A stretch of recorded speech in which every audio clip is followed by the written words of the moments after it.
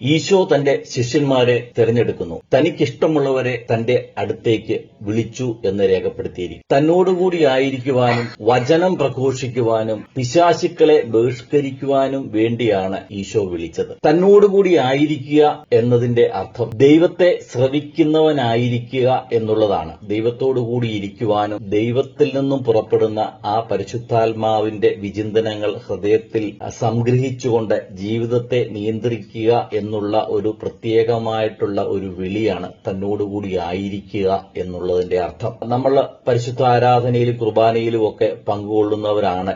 ഞാനും അങ്ങനെ ചെയ്യുന്നതാണല്ലോ എന്ന് നമ്മൾ വിചാരിക്കാറുണ്ട്. എന്നാൽ ദൈവത്തോടുകൂടി ആയിരിക്കുന്നതിന് പകരം നമ്മോടുകൂടി ആയിരിക്കുവാൻ, നമ്മുടെ ചിന്തകളെ താലോലിക്കുവാൻ, നമ്മുടെ ചിന്തകളെയും ആഗ്രഹങ്ങളെയും അത്യാഗ്രഹങ്ങളെയും ചില പ്രത്യേക കാര്യങ്ങളെയും നിർവഹിക്കാൻ ദൈവം നമ്മോടുകൂടെ വരുവാൻ വേണ്ടിയാണ് നമ്മൾ ദൈവത്തിന്റെ സന്നിധിയിലായിരിക്കുന്നത്. ഒരു വചനമുണ്ട്, ആദ്യം ദൈവത്തിന്റെ രാജ്യവും നീതിയും അന്വേഷിക്കുക, ബാക്കിയെല്ലാം ദൈവഹിതം പോലെ നിങ്ങളുടെ ജീവിതത്തിൽ അവൻ തരപ്പെടുത്തും. ശിഷ്യന്മാരായി നമുക്ക് മാറണമെന്നുണ്ടെങ്കിൽ നമ്മുടെ ഈ ആകുലതകളും ചെറിയ ചെറിയ ആഗ്രഹങ്ങളെക്കാളും ഉപരി ദൈവത്തിന്റെ ദിവ്യമായ പരിപാലനയിൽ ആശ്രയിച്ചുകൊണ്ട് ദൈവത്തിന്റെ വലിയ വലിയ ലക്ഷ്യങ്ങൾക്ക് വേണ്ടി നമ്മളെ തന്നെ സമർപ്പിക്കേണ്ടതായിട്ടുണ്ട്. രണ്ടാമത് കർത്താവ് പറയുന്നത്, രണ്ടാമത് ശിഷ്യന്മാർക്കുണ്ടായിരിക്കേണ്ട ഒരു ഗുണം എന്ന് പറയുന്നത് വചനം പ്രഘോഷിക്കുക എന്നുള്ളതാണ്.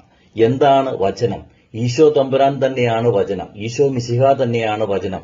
ആ ഈശോ മിശിഹായെ നമ്മുടെ ഹൃദയത്തിൽ ആരാധിച്ചുകൊണ്ട് അവന്റെ ഗുണഗണങ്ങൾ നമ്മുടെ കൈകളിലൂടെയും കാലുകളിലൂടെയും നാവുകളിലൂടെയും ചിന്തകളിലൂടെയും നമുക്ക് ചുറ്റുമുള്ള ആൾക്കാരിലേക്ക് റേഡിയേറ്റ് ചെയ്യത്തക്ക രീതിയിൽ നമ്മുടെ ജീവിതത്തെ ക്രമീകരിക്കുക എന്നുള്ളതാണ് ആ വചനം പ്രഘോഷിക്കുക എന്നതുകൊണ്ട് ഈശോ അർത്ഥമാക്കുന്നത്. മൂന്നാമത് കർത്താവ് പറയുന്നത് പിശാചുക്കളെ ബഹിഷ്കരിക്കുക എന്നുള്ളതാണ്. അന്ധകാരത്തിൽ കഴിഞ്ഞിരുന്ന ജനം ഒരു പ്രകാശം കണ്ടു. അതെ, ലോകത്തിന്റെ പ്രകാശവും ഭൂമിയുടെ ഉപ്പുമായി ഈശോ മിശിഹ കടന്നുവന്നു.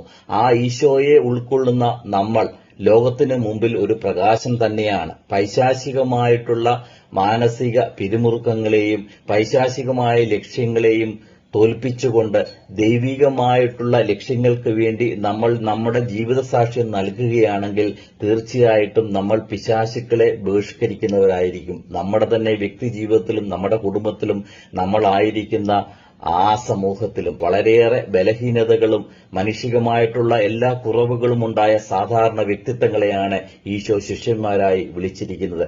നമ്മളെ ഓരോരുത്തരെയും ഇന്ന് ഈശോ അവന്റെ ശിഷ്യന്മാരായി വിളിക്കുമ്പോൾ ഈ മൂന്ന് കാര്യങ്ങളിൽ നമുക്ക് എത്രത്തോളം അവഗാഹമുണ്ട്, ഈ മൂന്ന് കാര്യങ്ങളിൽ എത്രത്തോളം നമ്മൾ ഈശോയുടെ ഇഷ്ടമനുസരിച്ച് നമ്മളെ സമർപ്പിക്കുന്നു എന്ന് നമുക്ക് വിചിന്തനം ചെയ്യാം. തമ്പുരാന്റെ ശിഷ്യന്മാരായിരിക്കുവാനുള്ള ആ വലിയ കൃപയ്ക്ക് വേണ്ടി പ്രാർത്ഥിക്കുകയും പ്രയത്നിക്കുകയും ചെയ്യാം. Thank you.